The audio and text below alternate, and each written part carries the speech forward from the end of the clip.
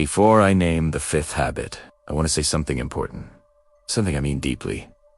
This video is not a trial. Women are not on trial. The patterns we've named today: emotional unavailability, chronic diminishment, reality distortion, the perpetual victim loop. These are human patterns. Men carry versions of all of them too. I know men who weaponize emotional unavailability. I know men who gaslight their partners. I know men who use their childhood as a permanent excuse. This video is not about gender. It's about pattern recognition. IT is about you, the man watching, learning to see clearly before you give everything to something that was never going to hold IT. That is not cold. That is not paranoid. That is the beginning of real maturity. And real maturity, as Jung told, is not the elimination of feeling. It is the integration of awareness alongside feeling. You can still fall in love.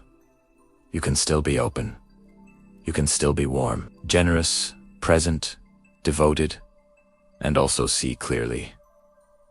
Both things are true at once. That's what discernment looks like. Now, the fifth habit. She was everything at the beginning. The texts came constantly. She called just to hear your voice. She showed up. She remembered things.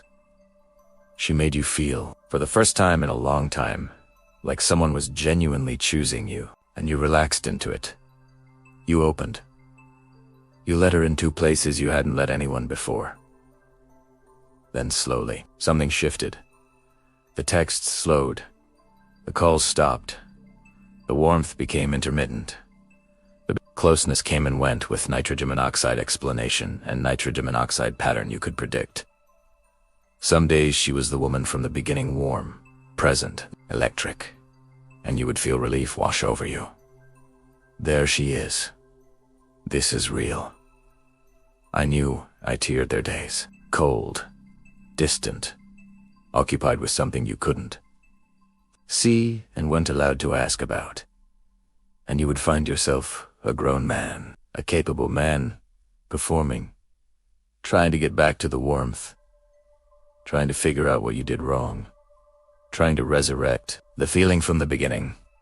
Psychologists call this intermittent reinforcement, the most addictive reward schedule ever studied. In B.F. Skinner's famous experiments in Freud understood the emotional equivalent of this. Long before it, he was shown that random, unpredictable rewards create stronger behavioral attachment than consistent rewards. In other words, a person who sometimes gives you warmth and sometimes withdraws IT creates a stronger psychological bond than someone who is consistently loving. Because your brain starts chasing the variable reward, the maybe, the possibility of return.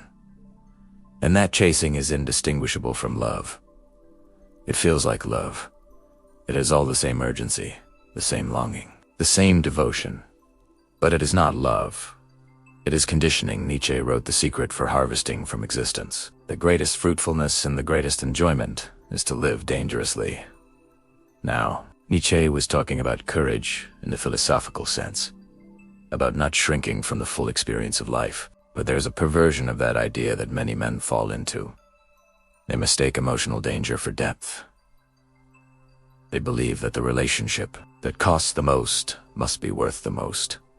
That the anxiety, the uncertainty, the hot and cold cycles, these are proof that the love is real. That if a tea didn't hurt, it wouldn't matter. This is one of the most destructive lies a man can carry, because there is a version of danger that makes you stronger. And there is a version of danger that just destroys you. And the way you tell the difference, growth. After a year in a relationship, are you more yourself or less? Are you calmer or more anxious? Are you more focused on your purpose or more distracted from it? Are you expanding or are you contracting? That question, simple as it sounds, is one of the most diagnostic tools you have. Jordan Peterson said something about this, about the nature of a relationship that is genuinely good for you, that I believe is one of the most important things any man can hear. You need someone who makes you a better person, who makes you responsible, who makes you live up to yourself, who insists that you fulfill your potential. Not someone who makes you smaller. Not someone who makes you anxious. Not someone whose love you are constantly trying to earn in a game with nitrogen monoxide finish line.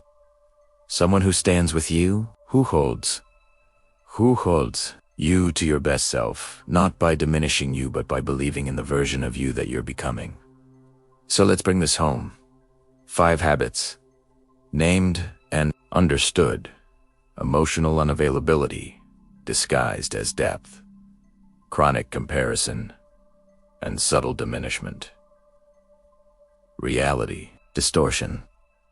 The quiet rewriting of truth, the perpetual victim loop, and the most dangerous of all, intermittent reinforcement. The love that was never consistent enough to be real, but too intense to easily leave. What do they all have in common? They are all habits, THA. Whether consciously deployed or unconsciously carried, slowly transfer your sense of self from the inside of you to the outside of her, until you are nitrogen monoxide longer, asking, who am I? You are only asking, what does she think of me? And that shift, that quiet seismic shift, is where the ruin begins. Not with a dramatic breakup, not with a fight, but with a man who has forgotten what it felt like to trust Etch's own judgment. Marcus Aurelius wrote in Etch's private journal, a journal he never intended for anyone to read. You have power over your mind, not outside events. Realize this, and you will find strength. He wasn't writing for emperors. He was writing for himself. A man who ruled a known world still had to remind himself every morning, the only thing you control is what happens inside. And that is where this journey ends, and begins, not in the woman you choose, not in learning to read every signal and pass every test, but in the building, the daily, deliberate building of a self that is so grounded, so honest, so awake, that you cannot be gaslit out of your reality. You cannot be love-bombed into blindness. You cannot be diminished out of your purpose. You cannot be victimhood drained of your energy. You cannot be seduced by unavailability into mistaking a wall for a soul. Not because you are hardened, but because you are whole. That is the work, not the perfect checklist, not the perfect partner. The perfect observer. And the perfect observer is not the man who trusts nitrogen monoxide one. It is the man who trusts himself completely, unshakably, first. From that place, he can love without losing himself. He can commit without abandoning his center. He can be fully present and still. Always know exactly where he stands. If this video opens something in you, if it names something you've been carrying, we told and I may share it with a man you care about. Because we don't talk about these things. We carry them in silence. We blame ourselves. We go back. We try harder. We give more, until there's nothing left to give. And if there is one thing I want you to walk away with today, one sentence, let it be this: the most loving thing you can do for yourself is to see clearly. Not coldly, not fearfully, clearly. That's it. Awake. We'll see you in the next one. Before we name the next 2 habits, I want to give you something, a tool. Because knowledge without a framework is just information. And information without a way to apply it stays in your head and never changes your life. So here it is. Most people evaluate a potential partner in one context. The date context. The version of her that's dressed, prepared, and performing. And that context is almost useless for understanding who she actually is. The 4 context test says this: before you commit, before you invest deeply, you must observe her behavior across 4 specific contexts. EACH context strips away a layer of persona. Each one brings you closer to the shadow. Context 1, how she behaves when things go wrong. Not a crisis, just inconvenience. The restaurant gets the order wrong. The flight is delayed. The plan falls apart. Watch. Does she adapt and move? Or does she spiral, rage, and blame? Carl Jung taught that the way a person responds to minor adversity reveals the structure of their emotional foundation. Anyone can be gracious when life is smooth. The question is, who are they when it isn't? Ask her after a bad day about the last time something frustrated her. Listen to the story she tells. Who is the villain? Is it always someone else? That pattern in her stories is the pattern in her life. Context 2. How she treats people who can do nothing for her. The waiter, the cleaner, the person at the register. This one has no gray area. Plato, in his Republic, argued that true character, what he called virtue, is not about what we do when we are watched. It is about who we are when nitrogen monoxide reward is possible. The woman who is warm to you but cold to the waiter is not warm. She is strategic. And strategic warmth, that is allocated only where it benefits someone, is one of the earliest, clearest signals of a pattern that will eventually be turned on you. Because one day, you will become the person who can do nothing for her. And you will receive exactly what the waiter received. What specific question do you ask for this context? You don't ask. You watch. You take her somewhere where the service is imperfect. You observe every second. What she does in that moment is the most honest interview she will ever give you. Context 3. How she speaks about her past relationships. This is the one most men skip. They don't want to hear about the past. They want to focus on the present. That is a mistake. Listen to how she talks about the men before you. Not what she says, how she says it. If every man who came before you was a villain, manipulative, selfish, abusive, broken with nitrogen, monoxide, nuance, no complexity, no shared responsibility, that is not a woman who has processed her past.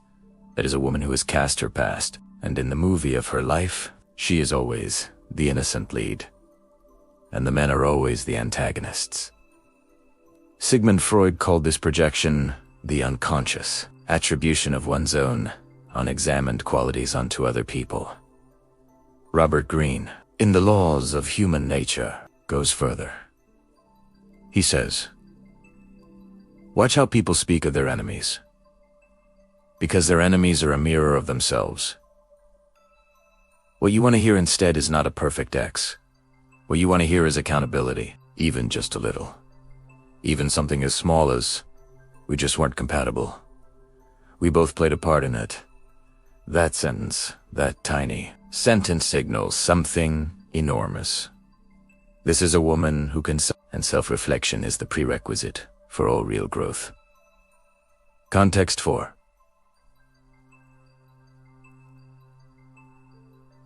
How she responds when you are vulnerable. This is the most important one. At some point, carefully, deliberately, share something real with her. Not manufactured, not a test. Something you actually carry. And watch. Does she hold it? Does she receive it with care? Does she stay present with your pain? Or does she redirect? Does the conversation somehow smoothly end up being about her? Jung called this the unconscious vampire dynamic, not his exact words, but the essence of his teaching on what he called the enema projection and emotional parasitism. When someone cannot hold another person's pain, when someone instinctively redirects every emotional moment back to themselves, they are not available for partnership. They are available for an audience. And you are not an audience. You are a man with a story, with wounds, with a need to be received. And you deserve someone who can receive you. This habit does not arrive loudly. It starts small. You remember a conversation one way. She remembers it differently. You bring up something, she said. She says she never said it. You express hurt. She tells you you're too sensitive. You point to a pattern. She tells you you're paranoid. Over time, If you're not grounded in your own perception, you start to believe her version.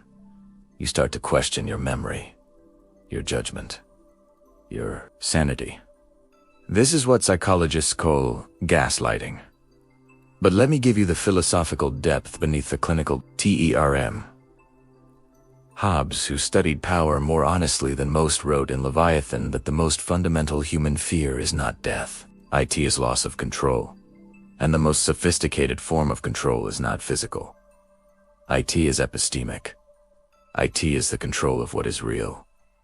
When a person can make you doubt your own perception of events, when they can rewrite shared history with enough confidence, they own something more precious than your time or your money. They own your grip on reality. And from that position, they can justify almost anything. The wrong approach is to argue, to fight memory with memory, to bring receipts, to go in circles, because in a reality distortion dynamic, you cannot win on the terrain of her narrative. She will always have the longer story, the more detailed version, the more emotional delivery. The right approach: write things down, not to build a case against her, but to maintain your own record of reality. A journal, notes on your phone, timestamps.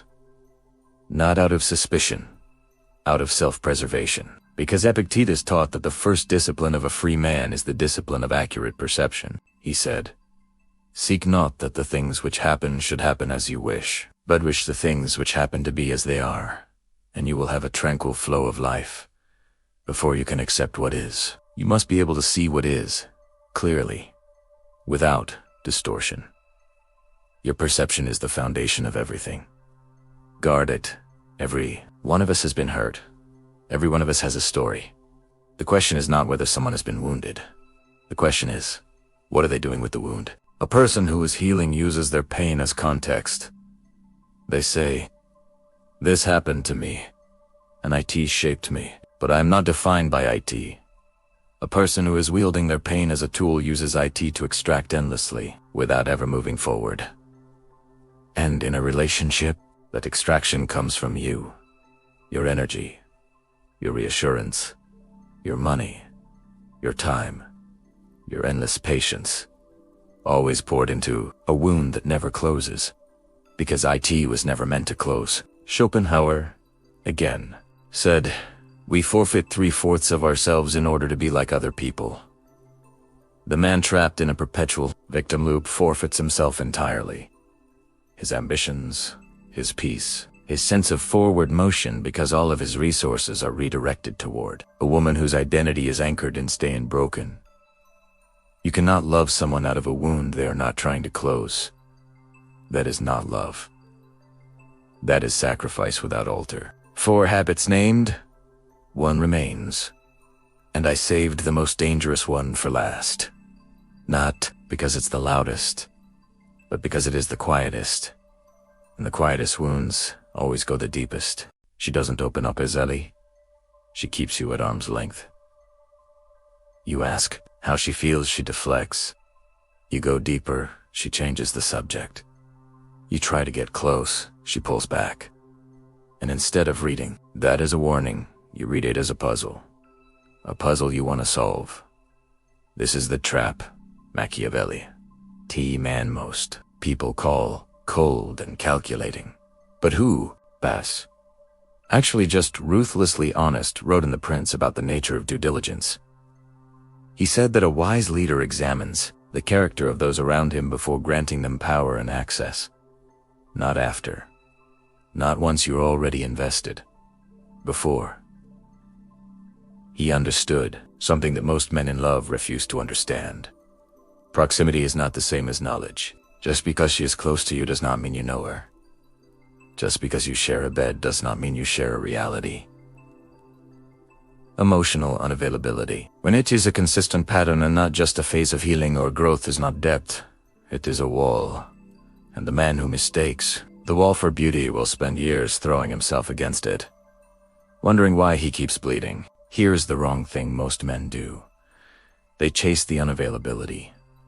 They believe because the culture is told, temptislie, that love is supposed to feel like effort, that the harder it is to reach her, the more valuable she must be. This is not love. This is scarcity psychology being weaponized against you. Robert Greene, in The Art of Seduction, maps this out in devastating detail. He explains how certain seductive archetypes, consciously or not, create a dynamic where the pursued feels they must earn emotional access, where each small breakthrough feels like a victory. And those small victories keep you hooked, because your brain, flooded with dopamine every time she does open up even briefly, even partially, treats those moments like rewards, and you come back, and come back, and come back, chasing the next crumb.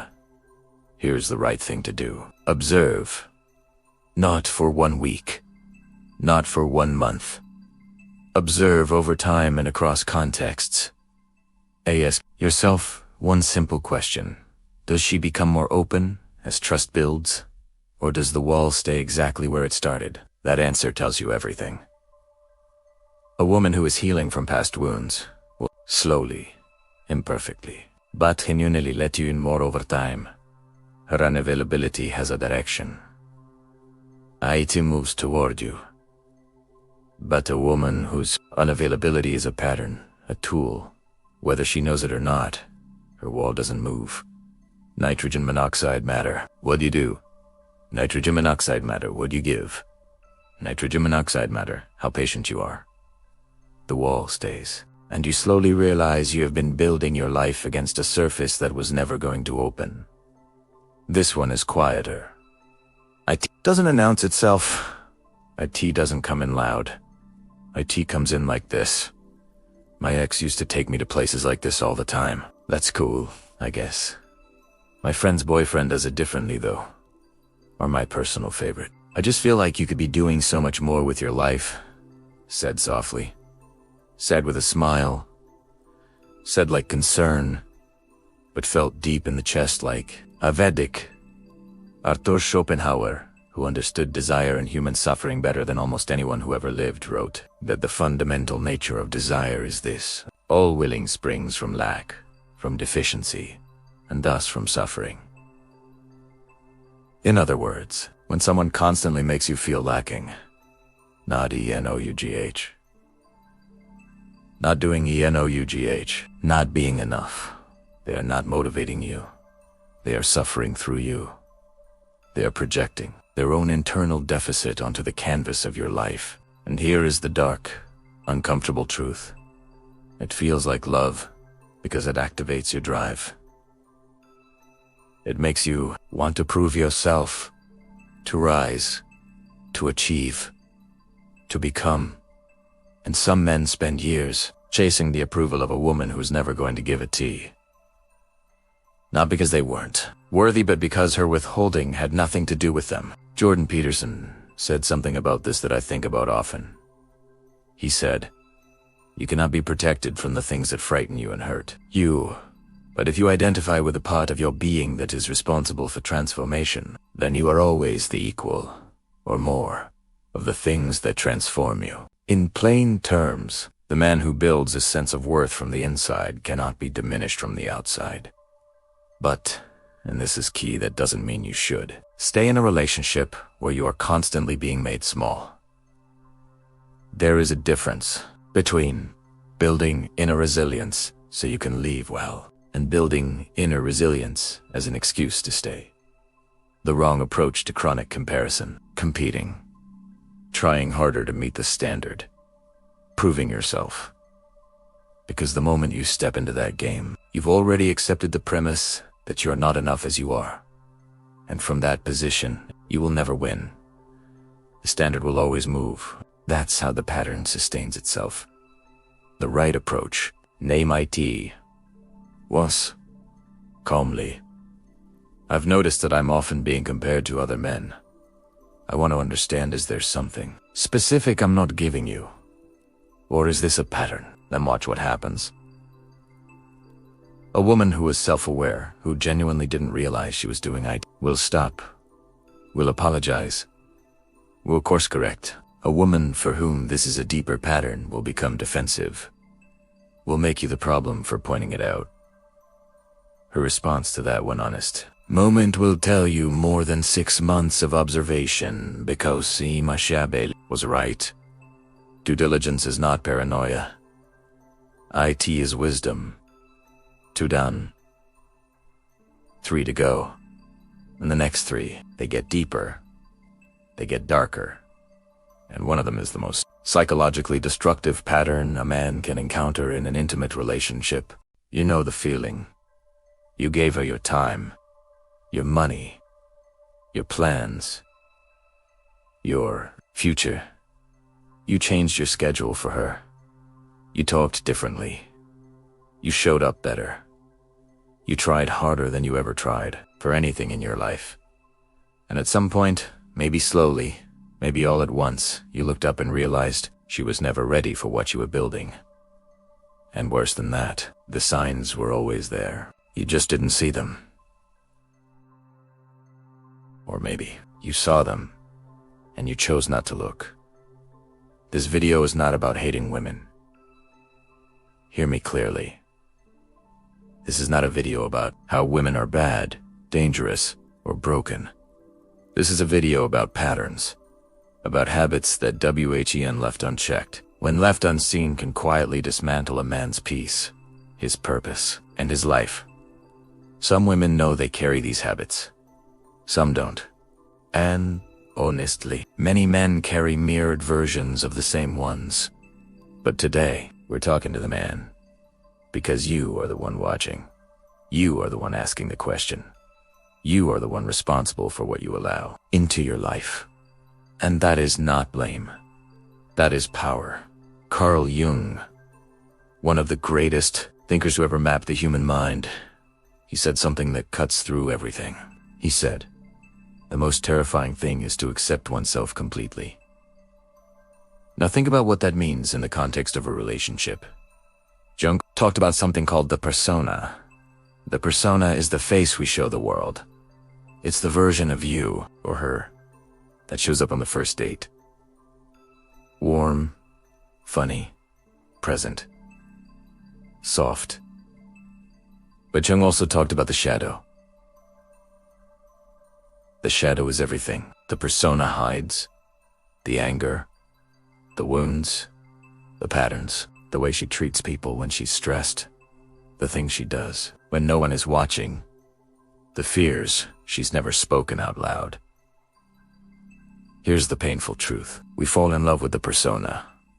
We end up living with the shadow. That's not necessarily evil. That's just human. But what makes IT dangerous, what makes IT life-ruining, is when a man never learns to see the shadow before he's already deep in, when he mistakes the persona for the whole person, when he commits everything to a mask. Let me tell you about a man. Not me. Not you. Just a man. He met her, and she was everything. She listened. She laughed at his jokes. She made him feel like the most important person in the room. He felt seen. And when a man feels seen, truly seen by a woman, he will move mountains. He started planning. He started saving. He started changing. Then something shifted. She would go cold without explanation. She would compare him to other men. Subtly, so subtly he almost missed it. She needed him to constantly prove himself, a cycle, with nitrogen monoxide finish line. She would tell his private stories to people he barely knew. And every time he brought up his needs, something always redirected to hers. He told himself, she's just been hurt before. He told himself she just needs more time. He told himself, this is what love costs. ITISNT. Nietzsche once wrote, he who fights with monsters should be careful lest he thereby become a monster. Now she wasn't a monster, but the pattern was. And the longer he fought it, the longer he tried to fix it, reshape IT, survive IT. The more he became someone he didn't recognize. He became anxious in a way he never was before. He started doubting himself. He got smaller. And the most dangerous part, he thought that was love. He thought love was supposed to hurt like that. IT isn't. So why does this happen? Why does a smart man, a good man, miss the signs? 3 reasons. And we'll go deep into all of them. First, attraction bias. When you find someone physically attractive, your brain starts working for them instead of for you. It literally filters out information. That contradicts what you want to believe. Freud called it eros, the life drive. And eros doesn't care about your future. Eros cares about the feeling, right? Now, second, the hero fantasy. Most men are wired by nature, by culture, maybe by both, to want to fix things, to want to be the one who reaches in and pulls someone out of their pain. Robert Greene understood this deeply. In his work, he showed how the most powerful seductions are not about beauty. They're about need. A woman who appears to need saving activates something primal in a man, and that activation can blind him to the fact that some people don't want to be saved. They want to be needed. Third, willful blindness. This one is un-US. Sometimes we see the signs, and we look away, because the cost of truth, of really sitting with what we're seeing, feels heavier than the cost of staying. Epictetus said, "Men are disturbed not by things, but by the opinions about things."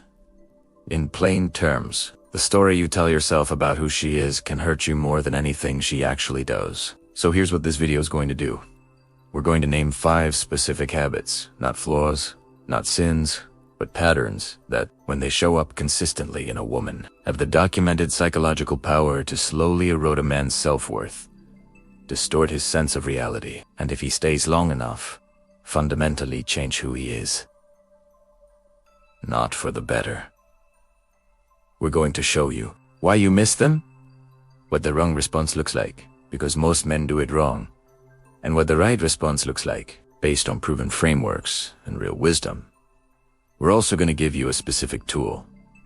I call it the 4 context tests. A simple but powerful way to evaluate anyone, not just in romance, but in any relationship before you've already invested everything. We'll get there. But first, let me ask you something. How many of you right now are in the middle of something you've been rationalizing? Something that doesn't feel right, but you've been making excuses for it? If that question hits you, stay. Because what we're about to go through is going to name things you've felt, but never had words for. And sometimes just having the name for something is enough to change everything. Marcus Aurelius, the Roman emperor who ruled an empire while quietly writing the most honest journal in human history, said, "Very little is needed to make a happy life. It is all within yourself, in your way of thinking." The man who can observe clearly, who can see before he commits, doesn't need to be guarded. He doesn't need to be cold. He just needs to be awake. That's what we're building here. Not suspicion awareness, not paranoia. Discernment. There's a difference. And by the end of this video, you'll know exactly what that difference looks like in real life. 5 habits, 1 framework, and the most important thing you'll ever learn about protecting your peace while still being open to love. Let's go.